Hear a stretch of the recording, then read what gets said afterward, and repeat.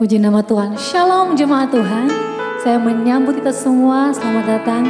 Kita beribadah bersama-sama dengan Cross Harvest Church pagi hari ini. Mari siapkan hati kita yang terbaik untuk Tuhan. Kita mau sama-sama puji Tuhan. Kita mau sama-sama sembah Tuhan pagi hari ini. Kita berdoa. Bapa, dalam nama Tuhan Yesus kami mengucap syukur Tuhan. Buat segala yang baik yang Tuhan sudah kerjakan dalam kehidupan kami. Kami bersyukur 1 minggu Tuhan sudah tolong kami. Tuhan sudah berkati kami. Dan tiba saatnya pagi hari ini Tuhan. Kami mau merayakan kebesaran Tuhan. Merayakan kebaikan Tuhan. Yang boleh nyata kami nikmati dalam kehidupan kami. Berkati ibadah kami Tuhan. Awal, pertengahan sampai kepada akhirnya. Biar Roh Kudus turun datang melayani setiap kami. Bahkan menjamah kami Tuhan. Ibadah kami ini kami kembalikan untuk kemuliaan nama Tuhan. Terima kasih Tuhan Yesus. Kami bersyukur di dalam nama Tuhan Yesus Kristus, Juru Selamat kami yang hidup. Kami sudah berdoa. Haleluya. Amin. Puji nama Tuhan. Haleluya. Kita dalam hadirat Tuhan, Bapa kasih Tuhan. Terima kasih Tuhan Yesus. Terima kasih Allah Roh Kudus. Kami bersyukur. Kami berterima kasih buat anugerah, buat kesehatan, buat kekuatan, buat sukacita, buat damai sejahtera yang tinggal tetap dalam hidup kami sampai pada pagi hari ini Tuhan. Kami bangga punya Tuhan seperti Engkau. Terimalah pujian kami pagi hari ini. Terimalah penyembahan kami Tuhan. Syukur kami yang kami naikkan kepada Tuhan. Dalam nama Tuhan Yesus. Haleluya Tuhan. Terima kasih.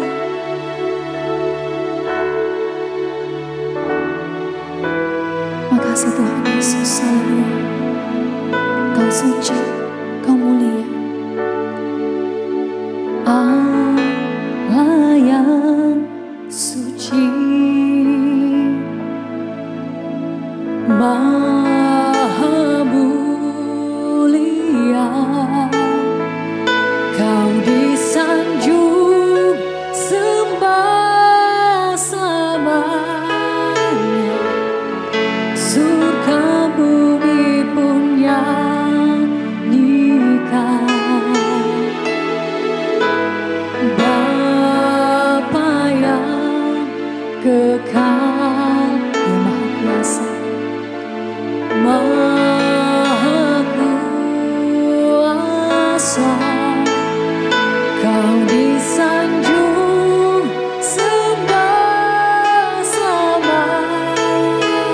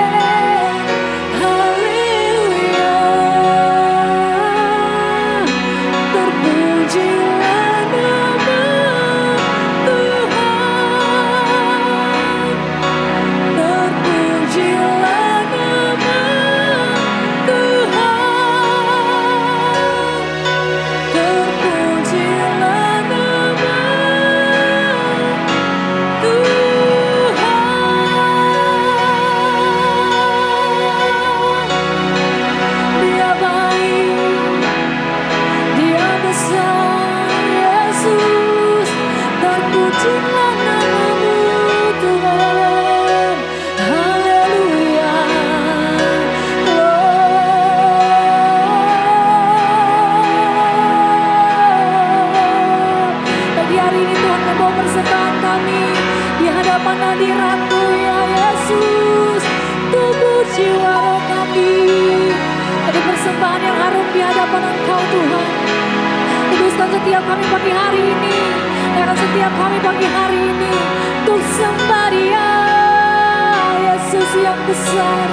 Haleluya, glory, haleluya, Engkau besar Tuhan. Menyanyikan pujian kami Tuhan, dengan lapar dan haus akan hadirat-Mu. Puaskan dahaga kami pagi hari ini, yang rindu, yang haus akan Engkau, Yesus Tuhan. Kami bersyukur, kami bersyukur. Roh Kudus sampai di setiap kami pagi hari ini, sampai di setiap kami. Jamah setiap pribadi lepas pribadi kami, jamah setiap hati kami. Kami terbuka di hadapan-Mu Tuhan. We give you all, kami menyembah-Mu, kami naikkan sembah kami itu. Kami bangga, kami bersyukur punya Tuhan seperti Engkau. Terima pujian kami Tuhan. Terima kasih. To God be the glory, to God be the glory, to God be the glory for the things He has done.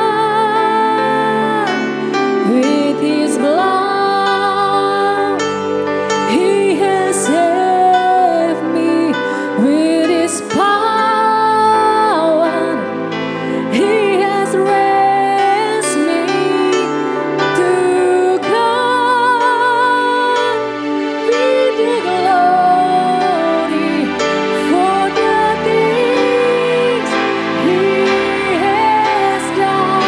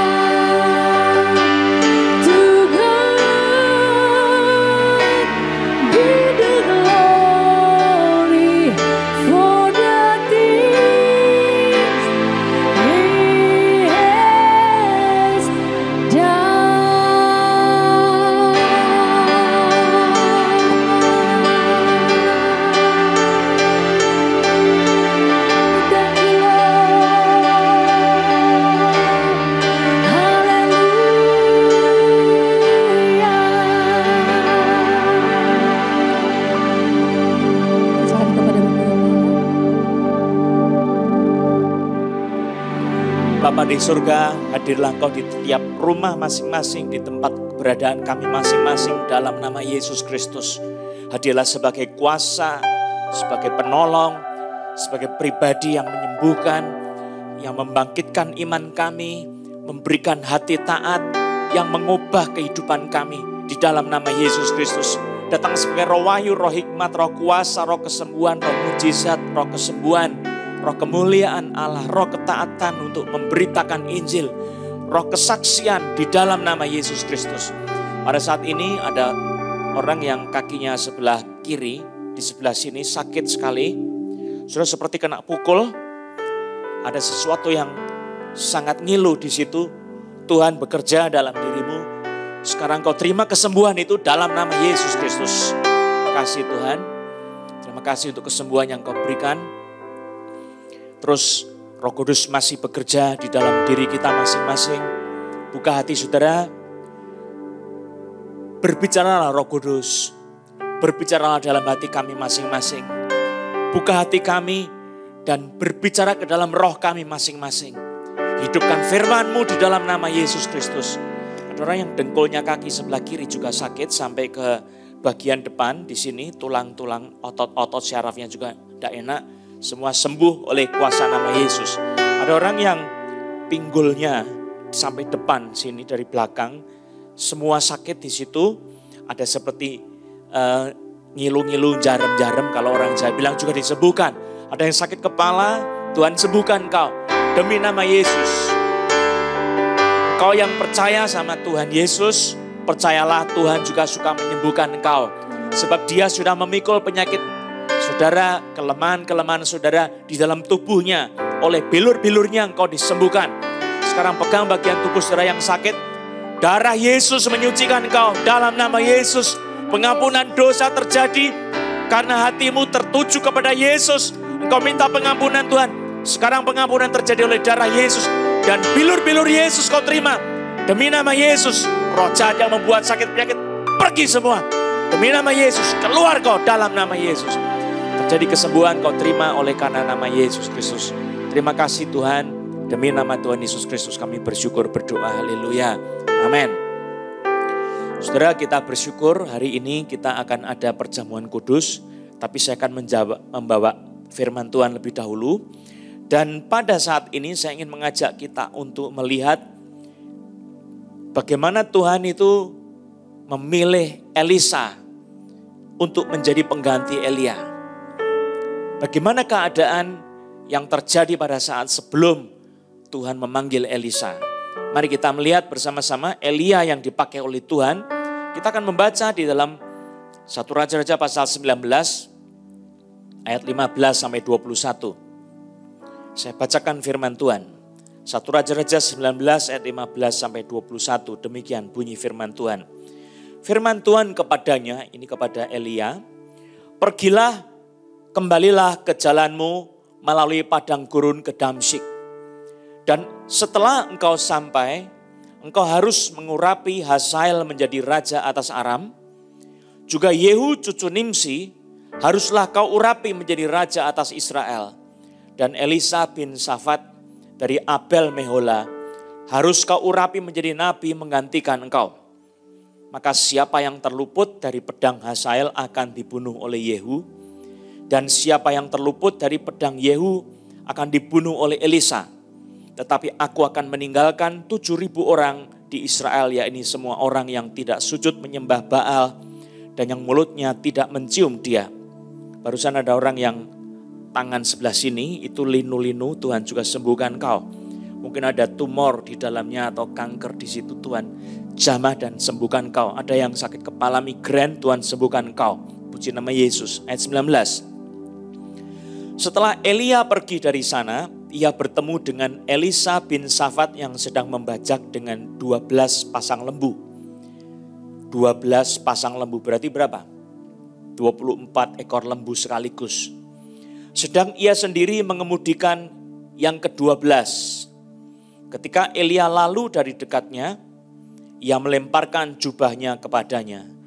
Lalu Elisa meninggalkan lembu itu dan berlari mengikuti Elia. Katanya, biarkanlah aku mencium ayahku dan ibuku dahulu, lalu aku akan mengikuti engkau. Jawabnya kepadanya, baiklah, pulang dahulu, dan ingatlah apa yang telah kuperbuat kepadamu.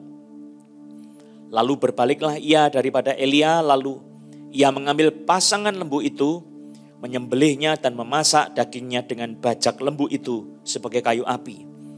Ia memberikan daging itu kepada orang-orangnya, kemudian makanlah mereka. Sesudah itu bersiaplah ia lalu mengikuti Elia dan menjadi pelayannya.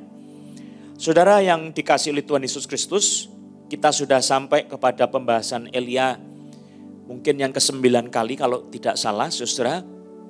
Ini adalah masa di mana Elia berada di Gunung Horeb, di depan gua, di mana Tuhan sudah berbicara melalui angin yang sepoi-sepoi basah. Dan apa yang dikatakan oleh Elia itu dikatakan di ayat yang ke-15, pergilah, kembalilah ke jalanmu yang ditempuh selama 40 hari, dan dia tidak makan, tidak minum, hanya cukup roti yang dibakar di atas panggangan yang diberikan oleh Tuhan melalui seorang malaikat Tuhan, dan sekendi isi air penuh di situ. Dan di situ kembali pergi melalui padang gurun ke Damsyik. Saudara, saya ukur kalau diperintahkan, sebab dikatakan di sini, dan setelah engkau sampai, engkau harus mengurapi Hazael menjadi raja atas Aram. Juga cucu Yehu, cucu Nimsi haruslah kau urapi menjadi raja atas Israel. Dan Elisa bin Safat dari Abel Mehola yang harus kau urapi menjadi nabi menggantikan kau. Di ayat yang berikutnya, Elisa ternyata pergi dari Gunung Horeb menuju ke Abel Mehola. Nah, saudara, saya memperhatikan di mana peta dari Gunung Horeb yang ada di bawah menuju ke atas terus sampai di Laut Mati, ke atasnya lagi lebih. Nah, saudara, itu perjalanan yang sangat jauh sekali, sebab Elisa ini dia tinggal di Abel Mehola. Kira-kira ada jarak sekitar 650 km, saudara.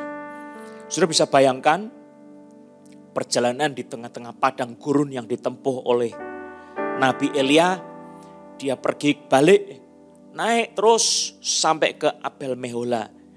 Dan itu semua Elia pada waktu datang dia tidak bawa apa-apa, dia juga balik tidak bawa apa-apa, tetapi saya percaya dia dipelihara oleh kuasa Allah. Mujizat Tuhan berlaku atas Elia yang sudah berada di dalam hadirat Tuhan, menikmati hadirat Tuhan, belajar mendengar suara Tuhan.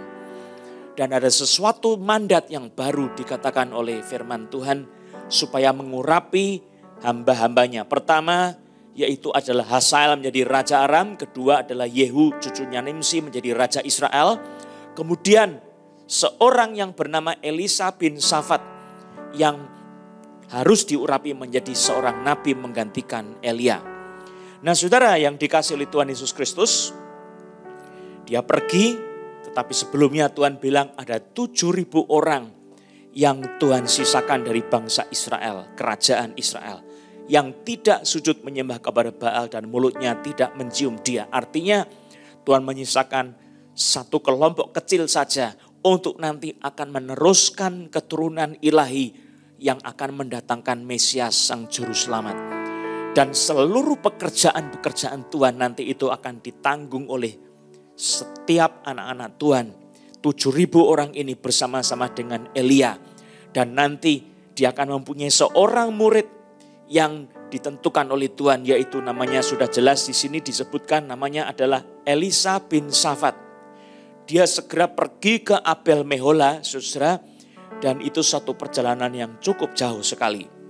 Nah, saudara, kadang-kadang saudara untuk mendapatkan seorang murid yang tangguh, yang betul-betul bertanggung jawab, itu sangat sukar sekali. Butuh waktu yang bertahun-tahun untuk melatihnya, butuh waktu yang banyak, butuh kesempatan berjumpa dengan dia, butuh waktu untuk memoles hatinya, ditempa dengan kuasa Tuhan, dibentuk dari tangan Tuhan sendiri. Kita hanya bisa mementor sedikit demi sedikit saja. Tetapi orang itu sendiri harus tumbuh sebagai seorang pelayan Tuhan yang sungguh-sungguh di hadapan Tuhan. Adalah sesuatu harga yang sangat sukar sekali didapatkan dari cara manusia. Tapi ini sesuatu yang harus terjadi. Di dalam kerajaan Allah itu dari jubah yang satu harus diteruskan kepada jubah yang lain. Dari pekerjaan pelayanan Tuhan harus diteruskan kepada keturunan selanjutnya. Dan ini adalah seorang anak Tuhan yang dipilih oleh Tuhan namanya adalah Elisa. Coba kita perhatikan bagaimana Elia bertemu dengan Elisa. Di ayat 19, Elia tanpa S, ya, Elia, ya. Kalau muridnya nanti Elisa, ada S-nya, ya. Perhatikan, 19. Setelah Elia pergi dari sana, 650 km ya jauhnya, di padang gurun, padang belantara yang panas, ditempuh berjalan kaki sendirian bersama-sama dengan Tuhan dan malaikatnya. Ia bertemu dengan Elisa bin Safat, disebut di sini yang sedang membajak dengan 12 pasang lembu. Sedang ia sendiri mengemudikan yang ke-12. Jadi ada 12 pasang, semuanya itu pasangan-pasangan. Nah, kalau saudara melihat di peta, Abel Mehola itu berupa padang yang banyak rumputnya. Dan di situ tanahnya cukup keras, saudara harus dibajak. Bajak itu adalah satu beban yang harus ditarik oleh lembu, saudara. Kalau lembunya, kenapa sepasang? Sebab tanahnya begitu keras. Jadi harus ditindis di atasnya supaya dia bisa menekan tanah dan kemudian ditarik oleh lembu itu supaya tanahnya itu dibongkar. Jadi dibongkar demikian rupa. Ada 12 pasang lembu, saudara, dan itu dikerjakan oleh Elia bersama-sama dengan orang-orangnya. Kalau dikatakan orang-orangnya itu kemungkinan besar adalah mereka adalah miliknya Elia. Dia adalah budak-budaknya Elisa, bukan Elia, ya.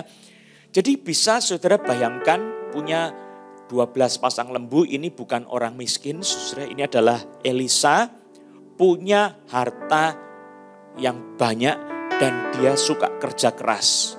Orang yang dipilih sama Tuhan adalah orang yang bukan sukanya nganggur-nganggur, sukanya santai-santai, tetapi dia berjuang di dalam hidupnya untuk bertanggung jawab. Jadi dia setia dalam perkara yang kecil. Untuk kemudian Tuhan nanti akan percayakan dia perkara-perkara yang besar.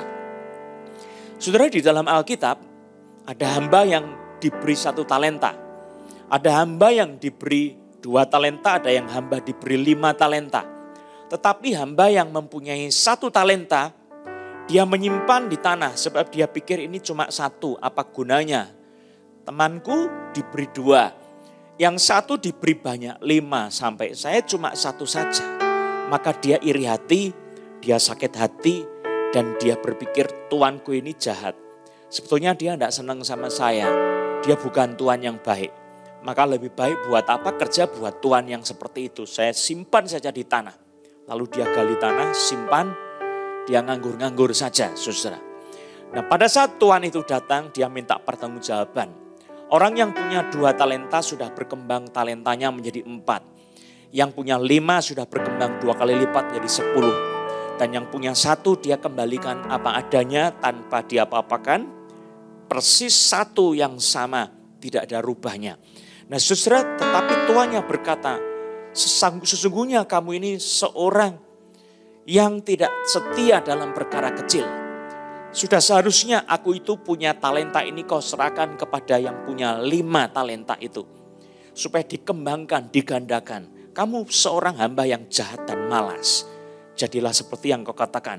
Kau bilang aku tuan yang kejam, maka dicampakkanlah hamba itu ke dalam kertak gigi, kegelapan dalam penjara, saudara. Dan dia di situ mengalami siksa. Saudara yang kekasih dalam Tuhan Yesus Kristus, banyak orang Kristen yang dipercaya sama Tuhan dengan talenta masing-masing. Ada yang 2, ada yang 1, ada yang 5. Tetapi saya mau tanya, apakah engkau mau melayani Tuhan dengan sungguh-sungguh? Kalau engkau mau melayani Tuhan sungguh-sungguh, engkau harus bertanggung jawab lebih dulu dengan talenta yang ada padamu. Kalau engkau diberi 1, engkau setia dalam 1 yang kau terima dari Tuhan. Kemurahan Tuhan itu memberikan 1 karena engkau cukup punya kekuatan untuk mengembangkan 1 menjadi 2. Kalau engkau minta 5, saudara, engkau tidak akan sanggup mengurus 5.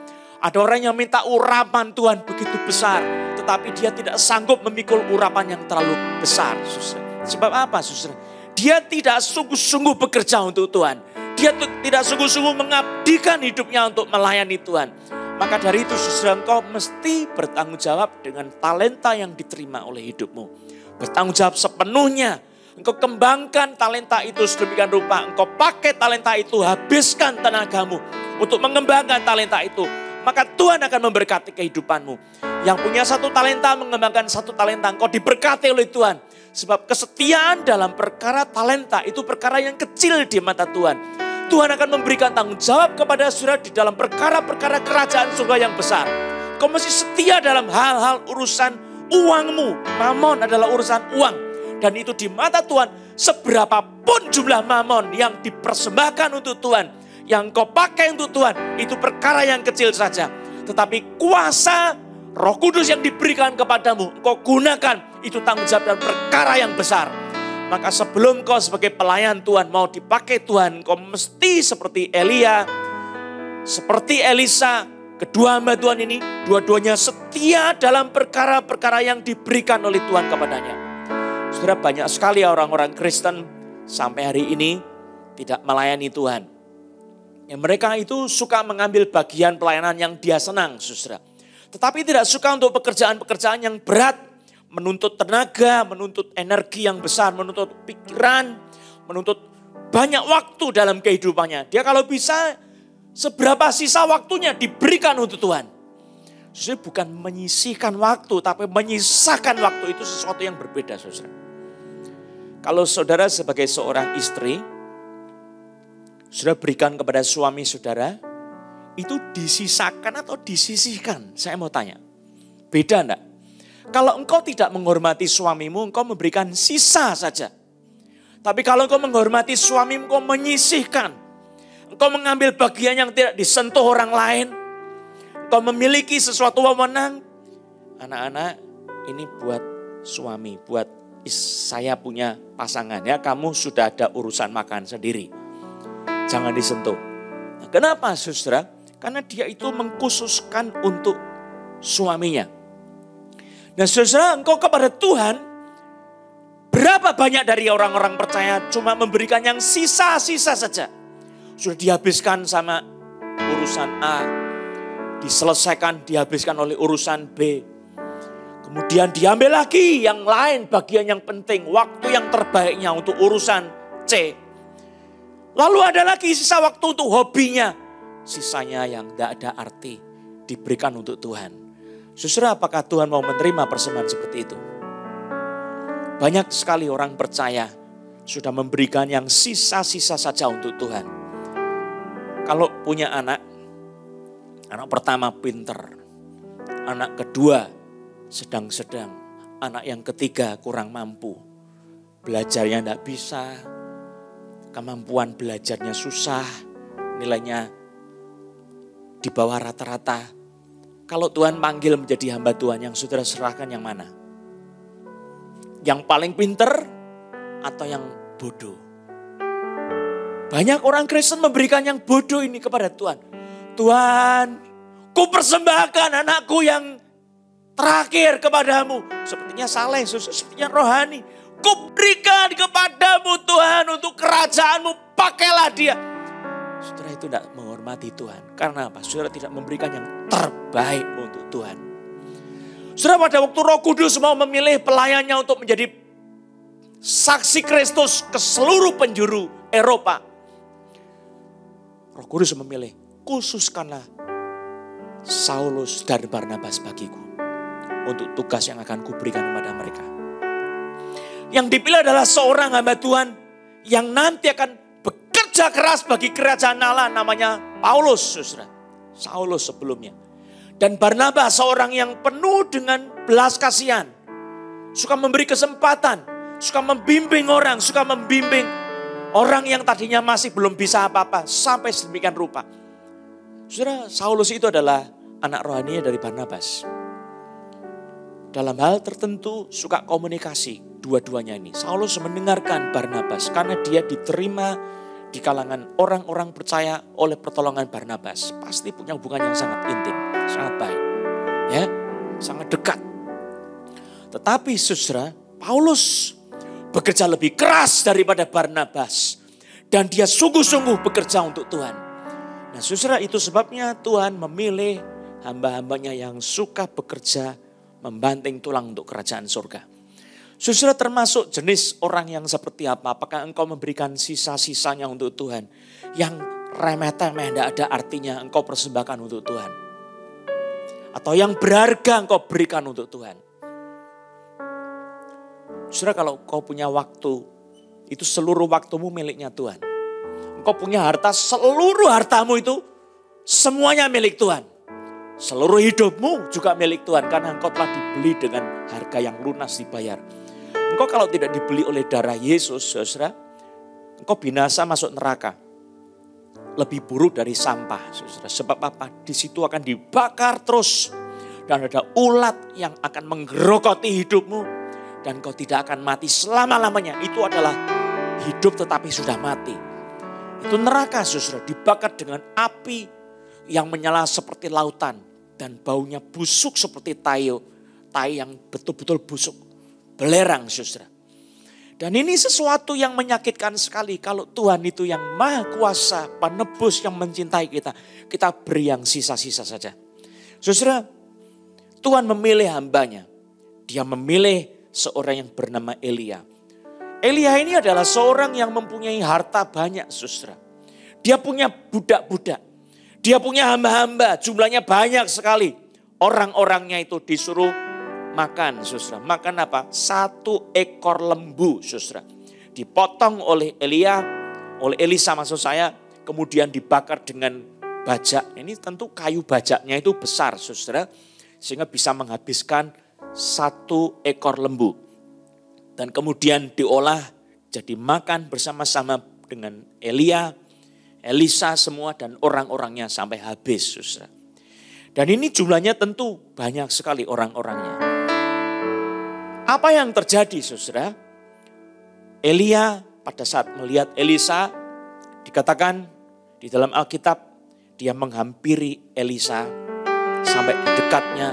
Lalu dia ambil jubahnya, dia lemparkan itu kepada Elisa. Terus Elisa pasti kaget karena yang dilempar itu adalah jubahnya. Dia memegang jubahnya dari hamba Tuhan. Saya percaya, saudara, nama Elia itu sudah dikenal di seluruh Israel. Sejak Tuhan menjawab doa Elia di Gunung Karmel. Ada api yang turun dari langit, jeder, membakar korban bakaran lembu yang sudah dipotong-potong. Bahkan udah dituangi air basah kuyup. Kasih lagi, kasih lagi, kasih lagi. Oh terus. Banyak sekali. Ini pekerjaan yang susah, saudara. Kalau saudara mau menyalakan api, itu kan mesti dibuat kering dulu. Ini malah sama Elia dibasahin dulu. Sebagai sesuatu bahwa Tuhan itu sanggup melakukan perkara yang sukar sekali. Sesuatu yang mustahil, tapi Tuhan sanggup melakukannya. Dan seluruh bangsa Israel sudah melihat kuasa Tuhan dinyatakan melalui doa seorang hambanya, Nabi Elia. Namanya terkenal di mana-mana. Doanya penuh kuasa, menghadirkan hujan yang lebat sekali. Setelah 3,5 tahun tidak ada hujan, bahkan setetes air embun tidak ada. Kecuali kalau doanya dari Elia naik ke dalam hadirat Tuhan. Saudara, nama Elia ada di mana-mana. Udah dikenal di mana-mana. Nah semua orang kira-kira tahu gambarannya Elia seperti apa.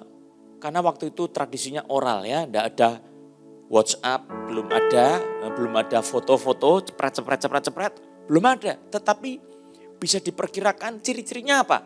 Oh bajunya itu dari kulit berbulu, punya ikat pinggang kulit. Jadi itu dia ditiru oleh Yohanes Pembaptis, saudara. Dan apa yang terjadi, saudara? Pada waktu dilemparkan jubahnya, orang tahu jubah itu sebagai sesuatu jabatan. Dan Elia sebagai seorang yang dipanggil oleh Tuhan, sebagai seorang yang punya relasi sama Tuhan, Elisa itu tahu ini apa yang sedang terjadi. Dia dilempar sama Elia hambanya, jubahnya sendiri. Dan dia tahu itu dipanggil menjadi seorang nabi untuk berada di dekatnya Nabi Elia. Jadi Elisa disuruh untuk mengikuti Tuhan dalam panggilan yang baru, bukan sebagai seorang pengusaha lagi, tetapi sebagai seorang nabi. Dan dia harus berada di bawahnya Nabi Elia. Saudara, dikatakan di dalam Alkitab, lalu ayat 20, Elisa meninggalkan lembu itu dan berlari mengikuti Elia. Katanya, biarkanlah aku mencium ayahku dan ibuku dahulu, lalu aku akan mengikuti engkau. Saudara, ini adalah sesuatu yang tidak biasa, mengagetkan hati Elia. Hati Elisa maksud saya. Nabi Elisa yang akan dipilih sama Tuhan ini, dia kaget karena dia seorang pengusaha kaya, saudara. Dan tiba-tiba serentak saat itu dia dilempar jubahnya Elia. Dia harus berpikir saat itu, saya disuruh jadi nabi, bersama-sama dengan hambanya Nabi Elia, saya mesti tinggalkan semuanya ini. Bagaimana? Saya juga bertanggung jawab sama keluarga saya, papa mama. Nah saudara-saudara, maka dia datang kepada kepada Elia, bawa jubahnya, diserahkan kembali, lalu kemudian dia minta izin. Biarkan aku mencium dulu ayah ibuku, baru saya ikut engkau. Saudara, itu artinya sebetulnya dia mau minta izin sama papa mamanya, boleh atau enggak? Ya. Kalau menurut saudara benar enggak ini, saudara? Dipanggil Tuhan, lalu minta izin dulu sama papa mama. Pa, boleh enggak saya ikut panggilan Tuhan? Ma, boleh enggak saya ikut panggilan Tuhan? Saudara, saya mau katakan itu sesuatu secara manusia sangat baik sekali. Tetapi di mata Tuhan tidak selalu itu tepat. Kenapa saudara? Tuhan itu ada di atas orang tua kita. Kalau Tuhan yang memanggil, siapa yang bisa menolak? Bagaimana hak kita untuk menolak itu? Tidak ada saudara. Orang tua kita pun juga tidak berhak untuk menolaknya. Saudara, Tuhan mengutus Nabi Elia untuk memanggil Elisa. Itu bukan hal yang sembrono.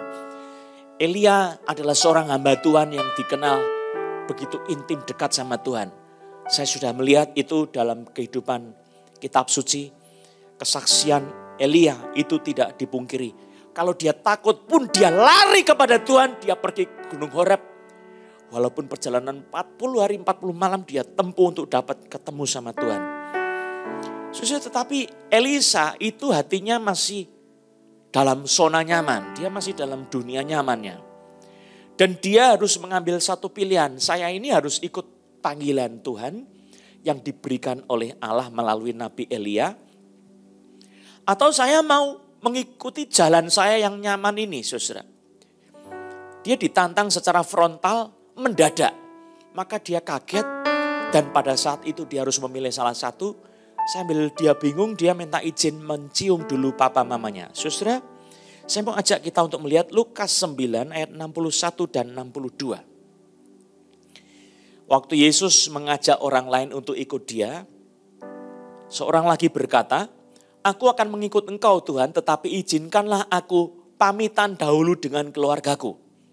Tetapi Yesus berkata, setiap orang yang siap untuk membajak tetapi menoleh ke belakang tidak layak untuk kerajaan Allah. Saudara, artinya Tuhan itu tidak boleh dinomorduakan dalam hal urusan keputusan. Keputusan untuk Tuhan itu harus di atas segala-galanya. Saudara, kalau ada pilihan ya antara saudara berkorban untuk negara, untuk bangsa, dan untuk keluarga saudara, saudara pilih mana? Orang yang patriotis, orang yang bertanggung jawab, secara urutan yang nomor satu, kita harus mengutamakan kepentingan negara di atas segala-galanya. Mungkin saudara mengorbankan keluarga sendiri, bisa begitu kan? Untuk kepentingan seluruh rakyat Indonesia, kita kadang-kadang mesti mengorbankan diri. Banyak tentara yang berani berkorban, berani mati untuk bangsa Indonesia. Saudara. Itu sesuatu yang luar biasa. Apalagi buat Tuhan, saudara, untuk kerajaan Allah, untuk nama di atas segala nama, nama Yesus Kristus. Dia sudah memberikan nyawanya untuk mati bagi kita di atas kayu salib. Dia menanggung siksa neraka bagi kita semua. bagi dia nama di atas segala nama. Maka setiap orang yang siap untuk membaca tetapi menoleh ke belakang, dia tidak layak untuk kerajaan Allah. Di Matius 8 ayat 21 dan 22 saya bacakan, seorang lain yaitu salah seorang muridnya berkata kepadanya, Tuhan izinkanlah aku pergi dahulu menguburkan ayahku. Tetapi jawab, Yesus berkata kepadanya, ikutlah aku dan biarlah orang-orang mati menguburkan orang-orang mati mereka. Saudara, kalau engkau ikut Yesus, biar itu dari keputusan dirimu sendiri. Kau bertanggung jawab kepada Tuhan.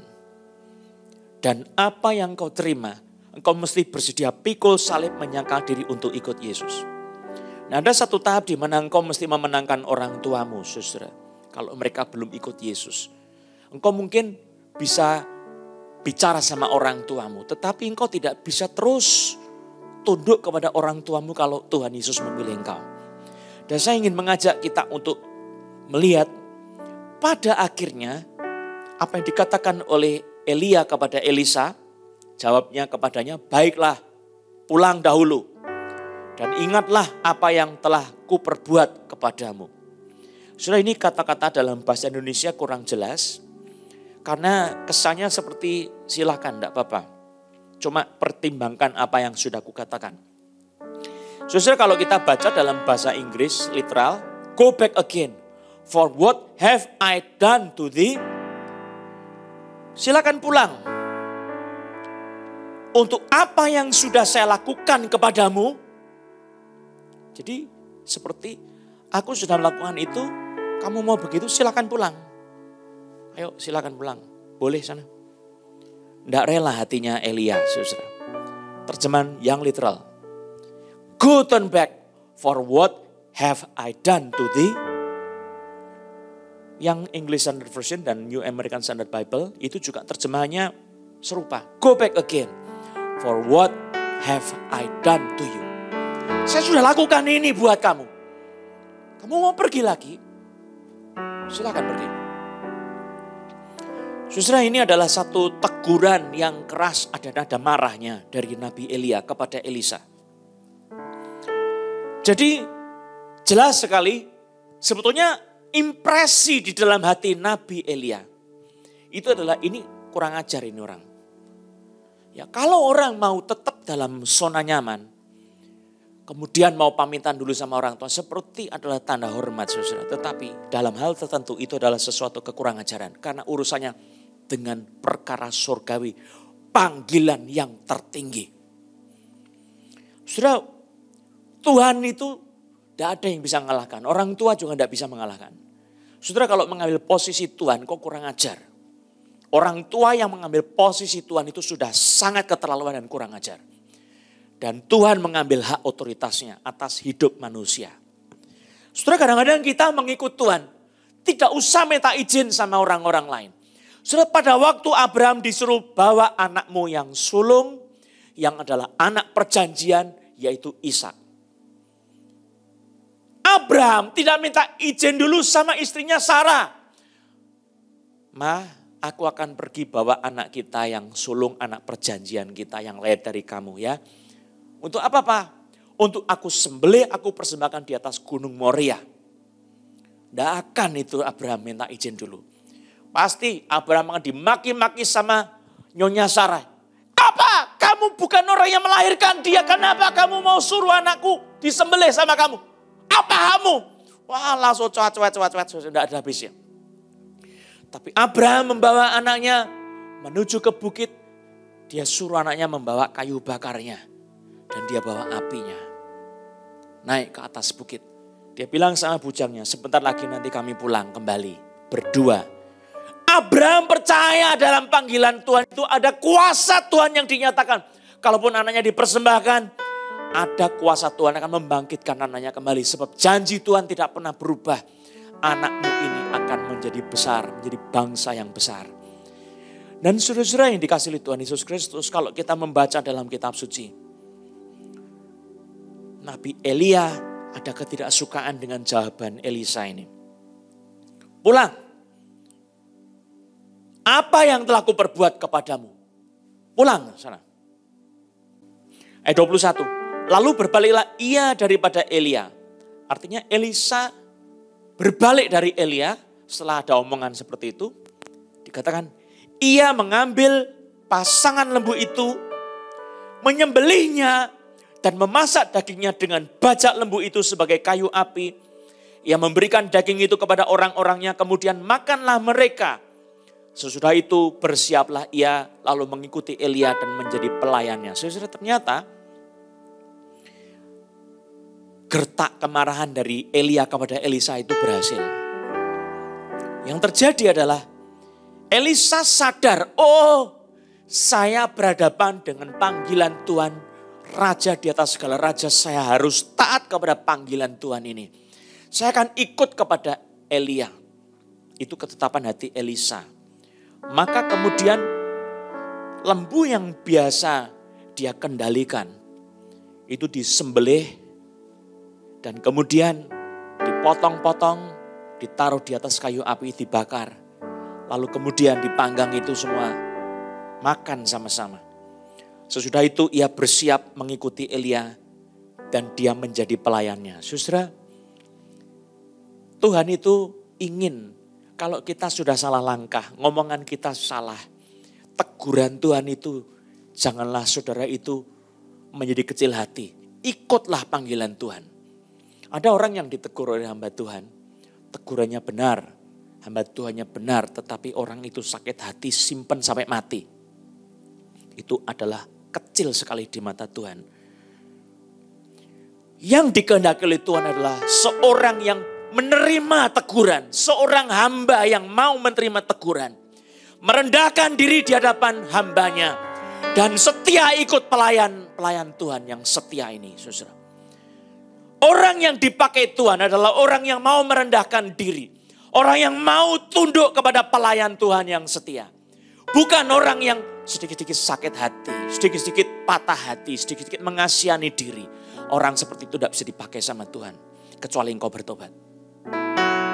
So, saya mesti katakan ini. Sebab kerajaan surga butuh orang-orang yang tangguh, yang kuat. Yesus berkata, mari ikutlah aku. Dan kamu akan kujadikan penjala manusia. Banyak orang yang mendengar panggilan Yesus. Oh, ikut Yesus, puji Tuhan. Ikut Yesus, puji Tuhan. Kaya, sehat, berhasil, bahagia. Tidak semua seperti itu, saudara. Ikut Yesus, menyangkal diri, pikul salib, menderita untuk Injil kerajaan surga, saudara. Itu yang Tuhan panggil. Ikutlah menderita bagi Injilnya, kata Paulus. Coba kita lihat sama-sama. Dalam kitab suci ya. 2 Timotius 1. Ayat yang ke-8. Jadi janganlah malu bersaksi tentang Tuhan kita dan janganlah malu karena aku seorang hukuman karena dia. Melainkan ikutlah menderita bagi Injilnya oleh kekuatan Allah.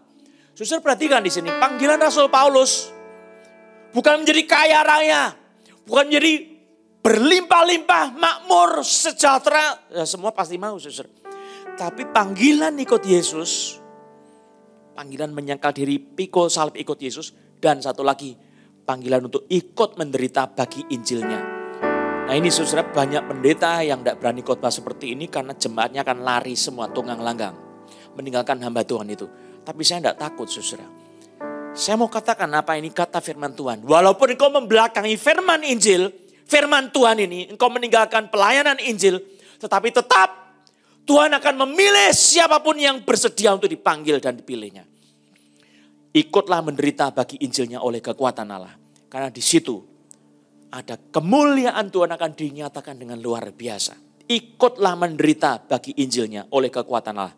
Saudara, bukan menderita dengan kekuatanmu sendiri, karena kekuatanmu sangat terbatas. Di dalam istilah yang dipakai itu adalah dunamis. Kekuatan Allah, dinamitnya Allah. Itu adalah kuasa supernatural, saudara, yang memampukan kita melakukan sesuatu yang dahsyat, yang impossible.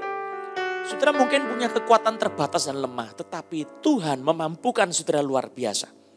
Saudara lihat Nabi Elia ini, dia berjalan di padang gurun 40 hari 40 malam. Bayangkan, tidak makan, tidak minum, saudara. Bisa kuat. Udah sampai di Gunung Horeb, balik lagi 40 hari 40 malam. menuju ke Abel Mehola lebih jauh lagi saudara. Apa yang terjadi saudara? Ini adalah satu pekerjaan Roh Kudus. Kuasa Allah menyertai kita yang melayani Tuhan yang sungguh-sungguh. Nah saudara, kalau Tuhan memanggil kita untuk Injil, jangan salah. Injil itu harus dikabarkan. Saudara mungkin berbicara di depan orang banyak malu, tetapi engkau menyampaikan kabar Injil, ikut menderita, malu demi nama Yesus. Sebab Yesus berkata, siapa malu bersaksi tentang aku juga malu bersaksi tentang orang itu di depan Bapa di surga.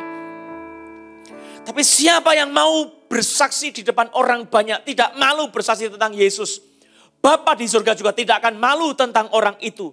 Yesus tidak akan malu tentang orang itu, dia akan bersaksi kepada Bapa di surga. Ini adalah muridku, hambaku yang setia. Dia setia dalam perkara kecil, aku mempercayai dia. Sesuatu yang indah akan terbukakan. Kalau dunia itu menolak saudara karena sudah memberitakan Injil. Saudara mungkin dipukul orang lain, dihina, diludahi. Karena engkau memberitakan Injil. Mungkin pacarmu sendiri melihat, ih jorok. Ini adalah orang yang sudah ketinggalan zaman. Apa gunanya memberitakan Injil dalam masa sekarang ini? Saudara, pemberitaan Injil itu sesuatu kehinaan bagi dunia. Tetapi bagi kita yang mengerti panggilan Tuhan, adalah satu kemuliaan Tuhan yang besar. Elia pada waktu dia memanggil Elisa adalah seperti Yesus memanggil, ikutlah menderita bersama-sama sebagai nabinya. Elia melemparkan jubahnya.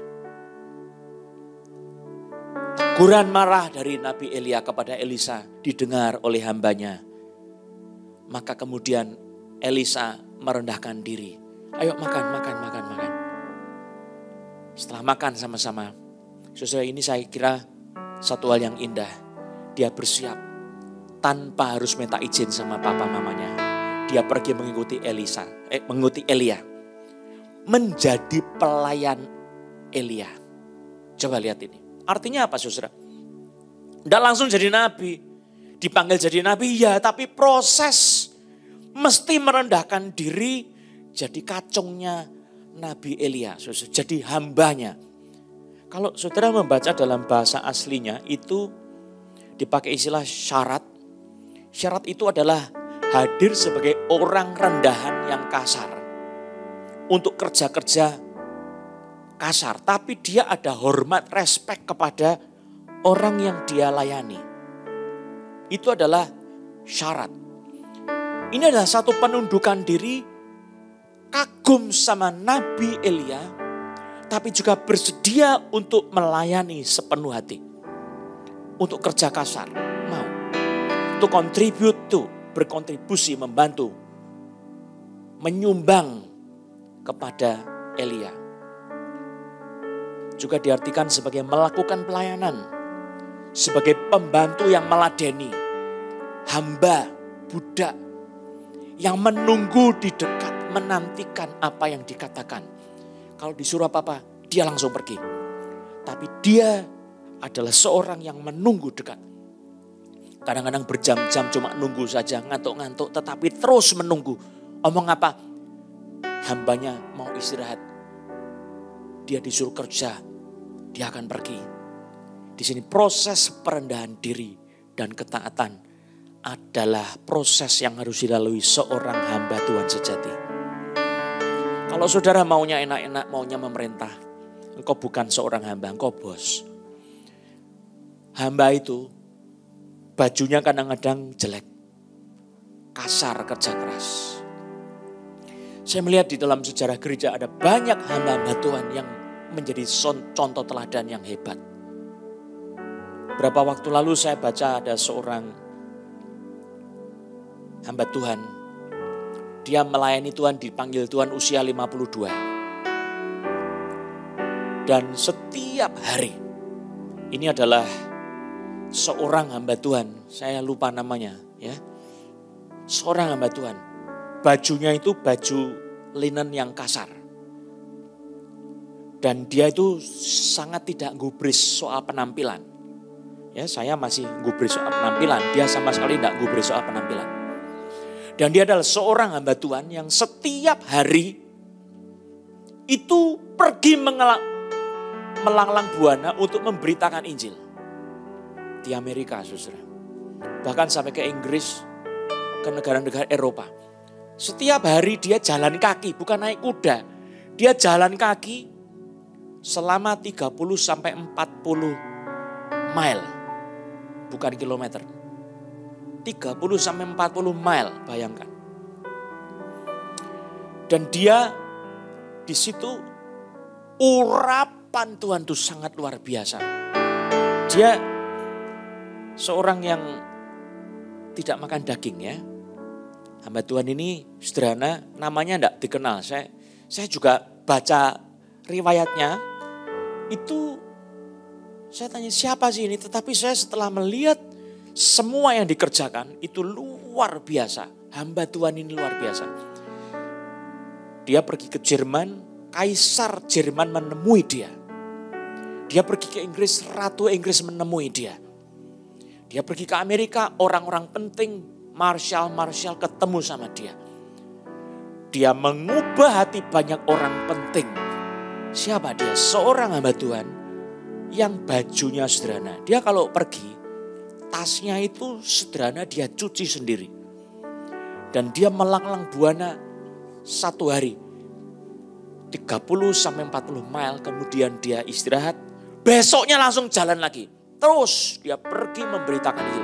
Sampai usia 82-an, kira-kira baru meninggal, saudara. Jadi kira-kira 30 tahun melayani melanglang buana setiap hari, keliling. Seorang penginjil sejati, saudara. Berapa banyak dari kita mau merendahkan diri seperti ini? Dalam kerajaan surga, banyak hamba-hamba Tuhan yang mengerjakan perkara yang remeh-temeh, yang dipandang rendah, tidak terpandang di mata manusia, tetapi dia dikenal oleh hati Allah. Seseorang seperti itu adalah yang dicari oleh Tuhan. Pelayan yang mau merendahkan diri. Contoh teladan yang penting adalah Yesus Kristus. Dia walaupun dalam rupa Allah tidak menganggap kesetaraan dengan Allah itu sebagai yang milik untuk dipertahankan. Dia mengosongkan dirinya. Kosong. Sekarang banyak orang kosong mintanya isi, anggapnya isi, merasa diri hebat. Yesus itu penuh dengan kemuliaan Allah. Tapi dia tidak menganggap kesetaraan dengan Allah itu sebagai milik yang harus dipertahankan. Dia mengosongkan diri menjadi seorang hamba. Merendahkan diri dan taat sampai mati. Seorang hamba itu kuncinya itu merendahkan diri dan taat. Merendahkan diri sampai sedalam-dalamnya merendahkan diri. Dia tidak punya harga diri. Seperti itu. Mau jadi bodoh bagi Yesus, bagi Tuhan. Mau jadi orang yang tidak terkenal. Yang dijadikan keset oleh dunia. Demi Yesus Kristus. Menderita demi Yesus. Itu yang dikehendaki oleh Tuhan. Dan dia taat sampai mati di atas kayu salib. Itu juru selamat kita. Hamba Tuhan harus seperti itu, saudara. Sesudah itu bersiaplah ia lalu mengikuti Elia dan menjadi pelayannya. Jadi hamba Tuhan Elisa menjadi pelayan Elia. Kalau Elia bawa tas, Elisa ambilkan tas itu. Saudara tahu yang namanya Reinhard Bonnke, dia punya seorang yang menggantikan, ya, pemuda yang gagah. Sekarang dia dipakai Tuhan luar biasa. Saudara tahu backgroundnya pemuda ini. Dia tukang jaga toko. Tapi dia mau melayani Reinhard Bonnke. Terus melayani. Dia setia. Mau tunduk kepada Reinhard Bonnke. Dimarah-marahi, dimaki-maki. Dia tunduk. Tidak sakit hati, tidak simpan dalam hati. Banyak orang sama hamba Tuhan itu sensitifnya sampai berlebihan. Hamba Tuhannya lakukan apa sedikit sakit hati. Situ omong kosong. Mau jadi pelayan Tuhan omong kosong. Sudah mau layani Tuhan itu apa? Dia harus tebal muka sama hamba Tuhan. Dia ditegur, dia tunduk, dia nurut.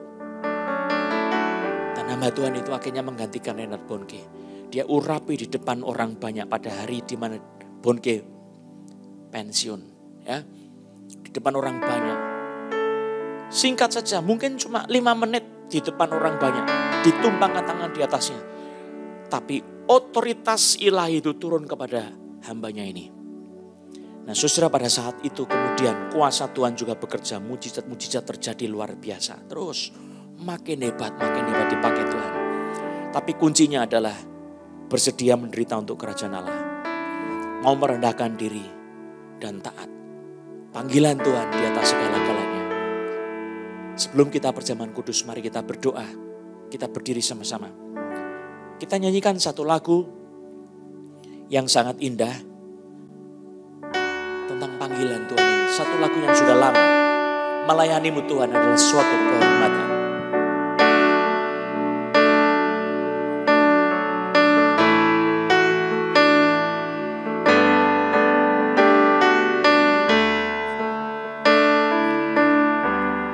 Melayanimu Tuhan. Melayanimu Tuhan adalah suatu kehormatan dalam hidupku. Setiap waktu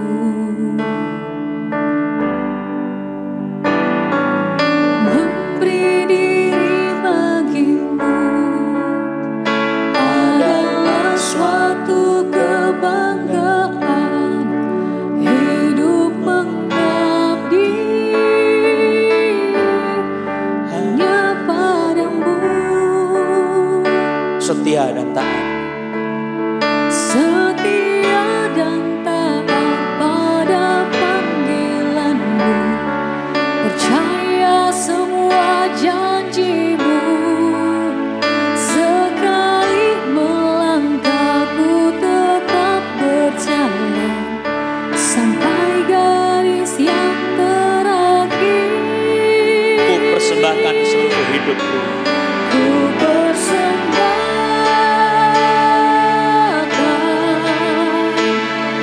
seluruh hidupku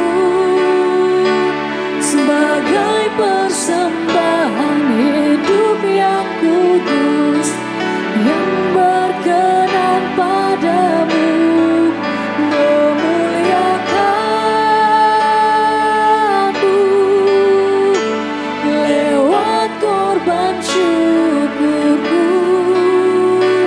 Senangkan hatimu, Yesus Tuhanku, itulah ibadahku. Ku persembahkan. Yang ku persembahkan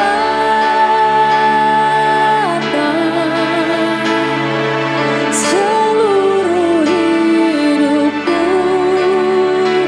sebagai persembahan hidup yang kudus yang berkenan padamu, memuliakanmu lewat korban syukurku. Senangkan hatimu, Yesus Tuhanku, itulah ibadahku yang sejati. Bapa, di dalam nama Yesus kami berdoa ingin mempersembahkan hidup kami kembali. Kami mau menderita bersama dengan Yesus Kristus. Menderita bagi Injil. Panggilan Injil-Mu itu selalu ada dan tetap. Supaya kami berbagian, berpartisipasi untuk kerajaan sorga. Dan saat ini Tuhan memanggil anak-anak Tuhan untuk berkorban bagi Injil. Saya mau tanya, siapa yang mau? Taruh tanganmu di dada. Kau bilang sama Tuhan, ikuti sama-sama saya. Ya, ini panggilan, tidak ada yang melarang. Saudara untuk menolak silahkan. Saya mau panggil orang-orang yang sungguh-sungguh hidup untuk Kristus, untuk berkorban bagi Injil, menderita bagi Injil. Mau mengabarkan Injil, menjadi pelayannya. Tidak harus kau jadi pendeta, jadi penginjil, enggak. Tapi engkau harus bersedia menjadi saksi Injil. Taruh tanganmu di dada. Berdoa bersama-sama saya. Demi nama Yesus, saya berikan hati saya kepadamu Tuhan Yesus. Ampuni kalau saya begitu lama menjawab panggilan Tuhan tidak sungguh-sungguh, tidak sepenuh hati. Pada saat ini mendengar suara panggilan Tuhan, saya bersedia taat, merendahkan diri dan setia. Saya mau ambil panggilan Tuhan itu menjadi milik saya demi nama Tuhan Yesus. Saya mau menderita untuk Injil Yesus Kristus. Saya mau menderita untuk melayani Tuhan. Saya mau mengikut Yesus, memikul salib, menyangkal diri, tidak menoleh ke belakang lagi, tapi akan bekerja bagi kerajaan Allah, membajak tanah-tanah yang kosong, yang gersang, supaya menjadi tempat untuk kebenaran Injil Tuhan ditanam di situ. Dalam nama Yesus Kristus, haleluya. Roh Kudus, mari jamah setiap anak-anak Tuhan yang sudah berdoa tadi dengan sungguh-sungguh hati. Dalam nama Yesus, ada urapan Tuhan bagimu. Kuasa Tuhan turun atasmu. Kemurahan Tuhan mengalir dalam kehidupan demi nama Yesus Kristus. Haleluya. Amin. Mari kita siapkan hati kita untuk perjamuan kudus. Kita nyanyikan satu pujian bersama-sama.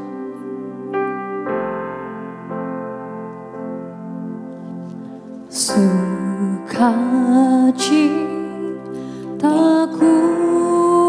penuh, ku bermazmur bagimu, karena ku tahu ku telah ditebus oleh curahan darahmu. Ku menari bagimu, ku memuji namamu, karena ku tahu ku berkemenangan oleh curahan darahmu. Darahmu Yesus sucikan. Dengan berdiri nyanyikan. Darahmu Yesus bebaskanku. Darahmu Yesus ubahkan daku. Ku Dijadikan baru,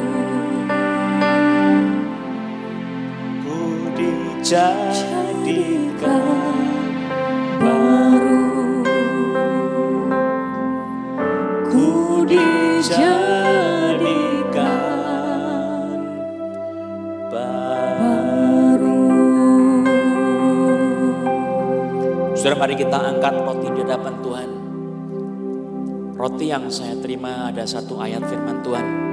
Janji untuk saya, aku telah mematahkan kayu kuk yang di atasmu dan membuat kamu berjalan tegak. Terima kasih. Imamat 26 ayat 13b.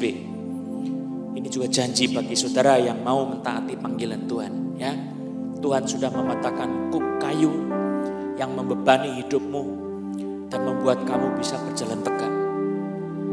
Mari angkat roti saudara masing-masing di hadapan Tuhan. Yesus berkata pada malam sebelum dia diserahkan, dia memecah-pecahkan roti setelah dia mengucap syukur atasnya dan berkata, inilah tubuhku yang dipecahkan bagimu. Makanlah kamu semua untuk mengingat akan aku. Kemudian dia mengambil cawan yang berisi anggur, dia menuangkan cawan itu, mengangkatnya dan kemudian dia berkata, inilah darahku, inilah cawan perjanjian yang ditumpahkan bagimu untuk pengampunan dosa. Minumlah kamu semua untuk mengingat akan aku. Setiap kali kita makan dan minum roti, makan roti dan minum anggur perjamuan, kita dipersatukan dengan tubuh dan darah Yesus. Mari angkat roti di hadapan Tuhan bersama-sama. Dengan iman, percayalah, Yesus berkata, dia memberkati roti itu dan berkata, inilah tubuhku yang dipecahkan bagimu untuk pengampunan dosa. Makanlah kamu semua untuk mengingat akan aku. Sudah buka hati, mengingat Yesus yang sudah berkorban bagi kita. Mari kita makan bersama-sama, mengingat penderitaannya, kematiannya buat kita, tubuhnya disalibkan bagi kita. Mari kita makan bersama-sama.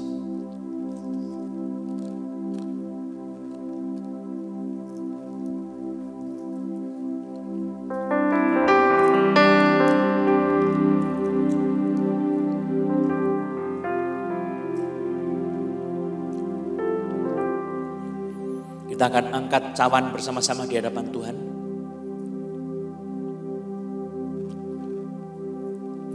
Tuhan Yesus memberkati cawan itu dan dia berkata, inilah darahku, inilah cawan perjanjian baru yang ditumpahkan bagimu untuk pengampunan dosa. Minumlah kamu semua untuk mengingat akan aku. Mari kita minum sambil mengingat korban Yesus di atas kayu salib bagi kita.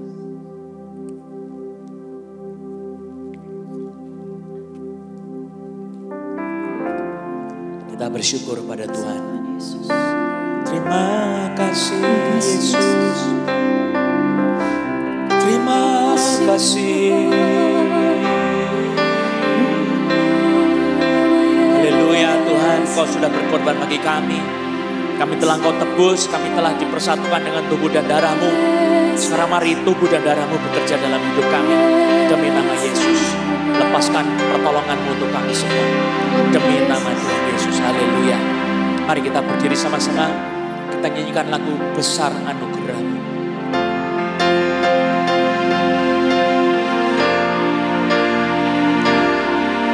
Besar anugerah-Mu,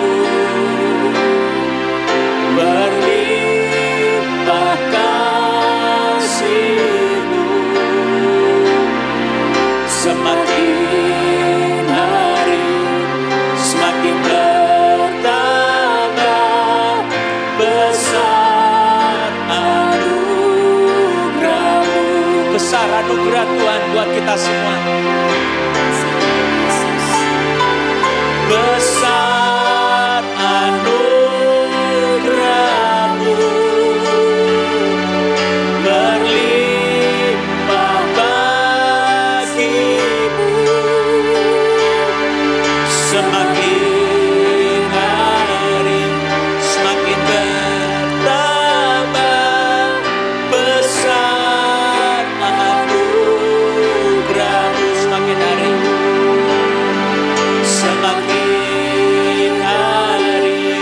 semakin bertambah. Besar anugerah-Mu.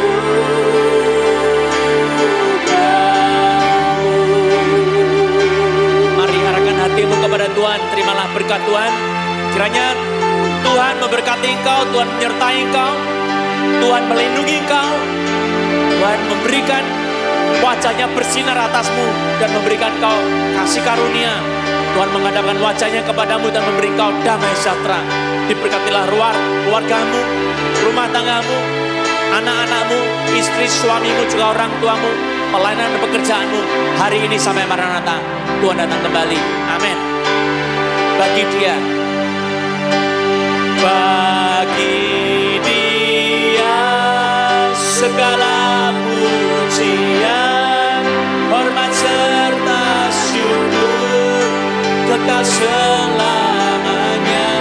Bagi Dia segala pujian, hormat serta syukur selama-lamanya, selama-lamanya.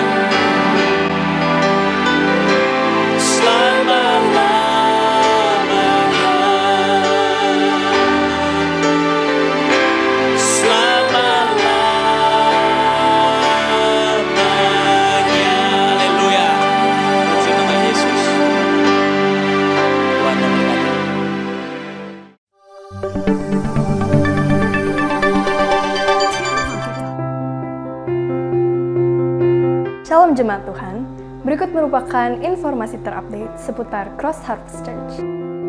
Mujizat Yesus untukmu merupakan pelayanan firman dan doa kesembuhan ilahi bagi setiap pergumulan hidup saudara. Selama acara berlangsung, saudara dapat menghubungi hotline gereja berikut ini dan akan didoakan secara langsung oleh hambanya. Acara ini akan disiarkan di Facebook dan YouTube CHC Gading Serpong setiap hari Selasa pukul 7 sampai setengah 9 malam. Untuk kamu yang masih muda, kalian dapat bergabung bersama online youth service setiap hari Sabtu pukul 7 malam via Zoom. Untuk informasi ID Zoom, kalian dapat menghubungi hotline gereja berikut ini.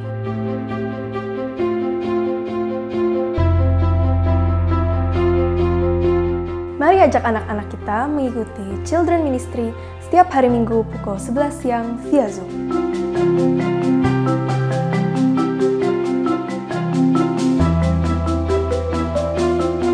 Sunday Celebration.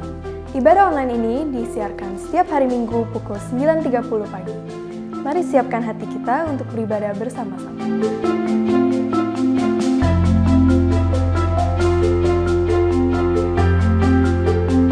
Bagi jemaat yang ingin memberikan persembahan mingguan, persepuluhan, dan persembahan ucapan syukur, jemaat bisa memberikannya melalui rekening gereja berikut ini.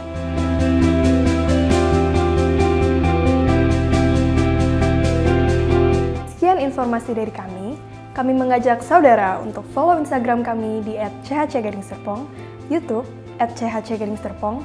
Jangan lupa di-subscribe dan tekan tombol lonceng untuk informasi terupdate. Untuk Facebook, saudara bisa add friend di Johannes Lilik Susanto. Saya Jenis Andreas, Happy Sunday, Tuhan memberkati.